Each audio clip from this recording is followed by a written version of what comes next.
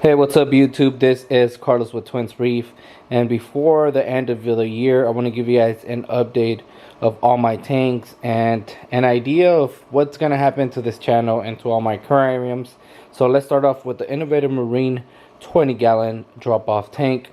For a minute this was actually a tank I was really wanting, and it actually took me a while to actually find it at my local pet stores, and I finally found one, and now we're away from my house.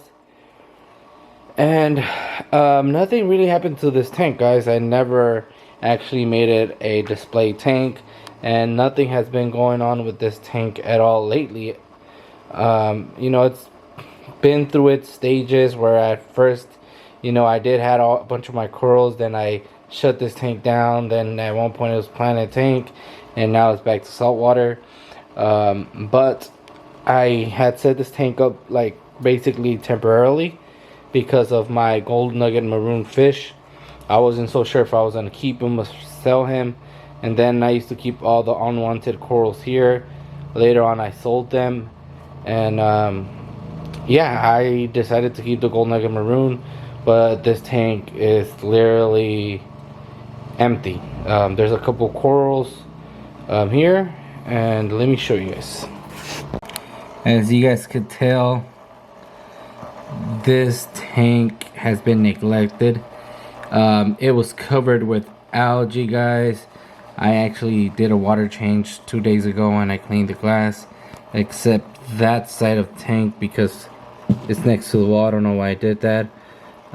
So I can't clean the outside of that tank. I can clean it from the inside, which I did, but I can't clean the outside. So I don't know why I did that. But yeah, as you guys can see, this tank has a bunch of hair algae on the rocks. Here's a little piece of spicy lemon fabia. It was small and it has grown, so basically it thrived. We have a kryptonite candy cane. At first it was larger than this, then it got stung by, I think, a hairy mushroom, and I just left it in this tank, and I was like, let's see if it's gonna grow, and so far it's been thriving. Same thing with the Aiken. It was attacked by a hairy mushroom, and it has grown a lot. This thing was microscopic. It was like tiny. I don't even know how I was able to tell that it was still alive. So I was like, you know what, I'm gonna just leave it, and look at it. It has grown. I mean, it's not to its full potential, but it's thriving in this tank. Then back there's a neglected trumpet coral. Basically same thing as this one. This one's just called kryptonite candy cane, but the trumpet coral back there neglected. As you can see, it fell off, and next to that nasty hair algae. And then this right here looks like diatoms. I don't know what the heck it is. I need to do something about it. There's a bunch of bubble algae too in this tank. Let's see if I could zoom in. Yeah, so I had bought some emerald crabs because I read that they eat bubble algae, but I haven't seen them since. And talking about bubble algae, if the camera focuses behind that mushroom, there is some bubble algae too. So if you guys have other methods of how to get rid of bubble algae, let me know. And then we have the red discosomas here too. These things were like babies. Now they have grown and made more babies. But I'm not, they're just there because they fell off a rock I sold, and they just stayed in this tank. And then we have a super freak mushroom. At first I thought these mushrooms were cool. Now they're not so vibrant. I'm like, whatever. So basically this is a neglected tank, and sometimes I think to myself, I'm just wasting electricity. But then I look at the golden maroon and I'm like, you are a beauty. You're one of the first fish that I always wanted when I got into the hobby, and I finally have you. And that's one of the reasons this tank is still here. Um, Honestly, I thought about making this into a seahorse tank, but again, if I was to do that, I will have to rehome the golden legged maroon, or I could just, try to make this in an enemy tank. I thought about that too, maybe, but sometimes I feel like this tank is so small that, if I was to put a power head somewhere here, if an enemy decides to detach itself from the rock, it's gonna cause many issues. It's gonna get caught by the power head. But I don't know, maybe this will be an enemy tank with another maroon clownfish. Maroon clownfish do get big, like about 6 inches, I think. So this is basically just their temporarily home. But yeah, this is my 20-gallon integrated marine tank. I really never do updates of this tank because look at the condition it is. I feel like buying a baby tang and see if he eats the algae. And yeah, or what can. Every time I scrape the thing off, it grows back again. A lot of nutrients in this tank. So let's check on the other aquarium that I have.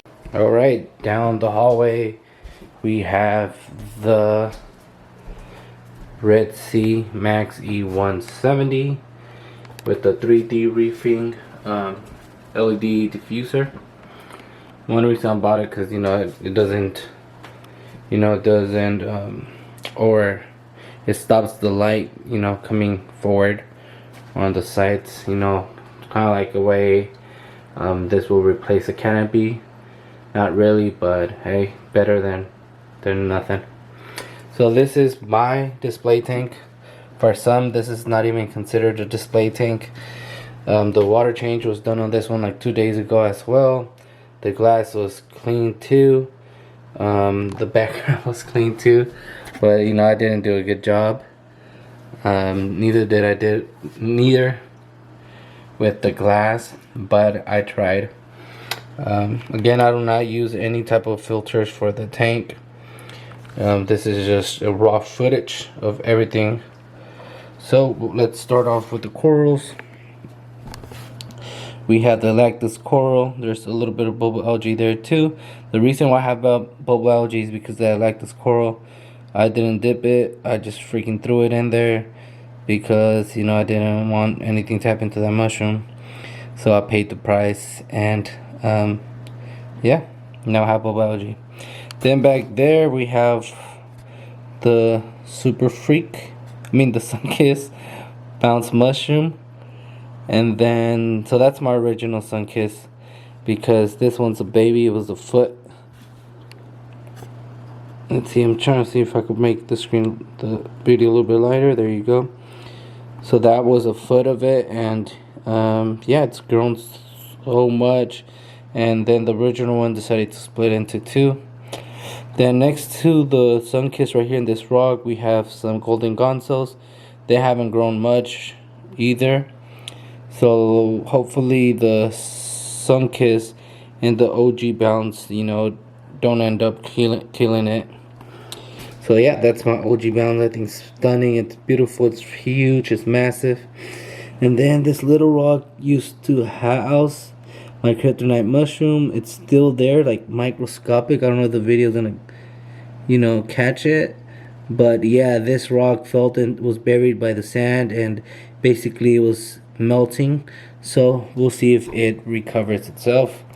Then on top we have what I thought they were Superman mushrooms. They probably are, but I've seen other mushrooms called Supermans. But yeah. And then back there, it looks like we have heavy mushrooms. I don't even know. They're probably small and they just grew, but I want to get rid of them because they are like pests. And not only that, they will end up killing any coral around it. And then above there we have a jawbreaker. I bought this thing like for $100 when it was like super tiny. Like it was like tiny, more smaller. Let's see, than that right there, than that little golden gonzo. It was smaller than that for $100, but I saw green on it and I was like, I'm gonna get it. And for $100 at that time, I was like, you know, that's an affordable price. But again, probably overpaying for a small mushroom. But yeah, this video does not make justice of how colorful and beautiful this jawbreaker is. So this is a side view, and yeah, things stunning. It's beautiful. This is another side view, you know, the lactus as well. Then we have the Euphyllias here. Again, the video is not gonna make the corals justice. We have like an orange golden hammer there. Then we have this one here. I think this is a bicolor. And then this one's probably a toxic splatter. This is a regular purple tip. We have another gold orange hammer up there. And out here, up here we have like a digitata. So yeah, I do not dose my tanks or anything like that. I do water changes like once a month. And then on this rock we have the spicy lemon fabia. Sometimes I feel like getting rid of it, and if you look closely, I don't know if we'll be able to pick it up in the video, but it has gotten to the point that it's, you know, encrusting on the stem of the hammer coral. So yeah, I don't know if I'm going to keep it, because you know it's encrusting everywhere. And then right here we have a dragon sulfabia. I have been having this thing for years now, probably 2 to 3 years. Same size when I got it, because I got it when I bought this tank used with basically half of the rock. And yeah, it never grew, but you know, it's still there. I like it. Then right here we have my torches. They're not doing so good. They're not open. They haven't been opening up like for the past week, so I don't know if they're going through like a little water change or something. So I might just leave them. I'm not gonna mess with them. They should be fine. Then we have here the Blastels. It's doing good, vibrant, beautiful. And then right here we have a akin. Unfortunately, this video is not gonna give this akin justice. It's beautiful. It has like, let me see the colors. It has a little bit of green, yellow, orange, and red. So it's nice. And then fish, we have the black storm clownfish, which I bought it.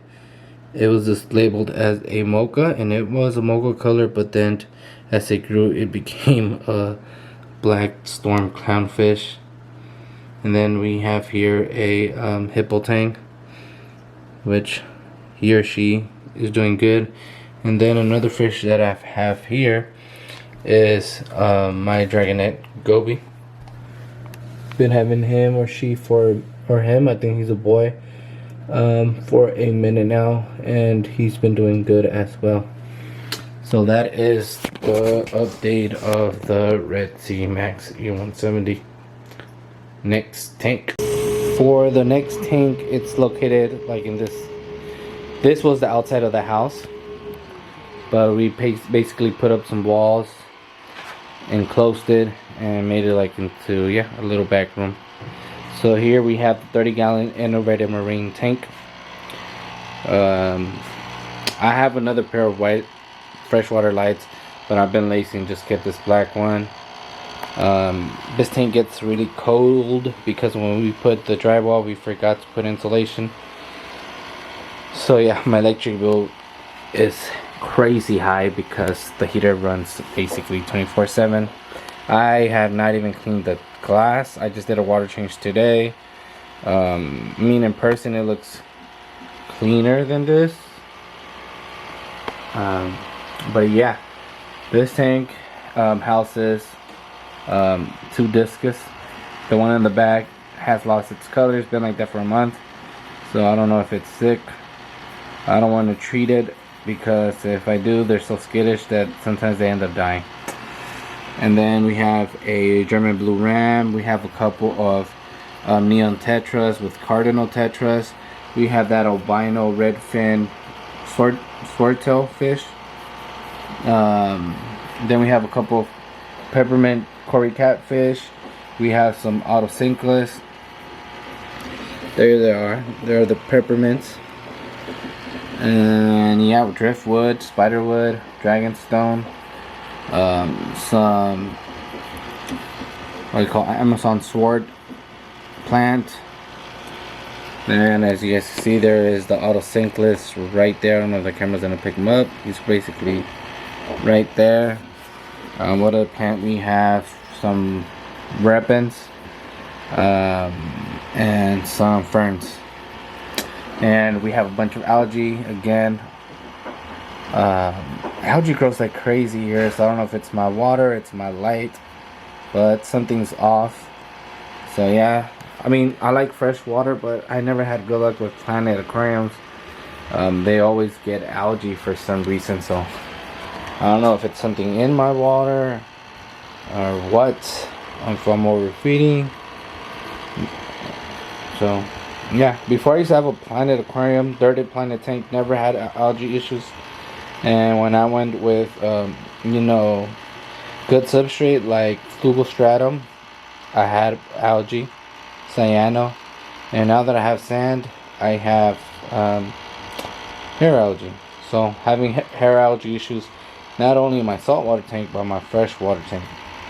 Again, not a lot happens to this tank. It is neglected most of the time, like all my tanks have been for the couple months. Busy with work, with the dogs, but you know, I still love my aquariums. I love my fish. Here and there I stare at them and see how everything is. I love this tank. I wish I didn't have algae issues, but I do. So I gotta do more research, more homework on how to avoid having algae. I don't know if it's my filtration system or what. At first I used to use RO water, RODI, but I still will get algae. So then I was like, you know what, I'm gonna just use tap water, condition it, and it is what it is. Anyhow, this is the video for the end of the year. I hope you guys enjoyed this update. I don't know what's gonna happen with all my tanks, but for sure I'm gonna be, you know, moving things around, buying new fish. Man, I always wanted an African cichlid tank. I don't know, I might do that. And I always wanted a South American cichlid tank, so we'll see what's gonna happen. But anyhow, till next time guys, I am out. Peace.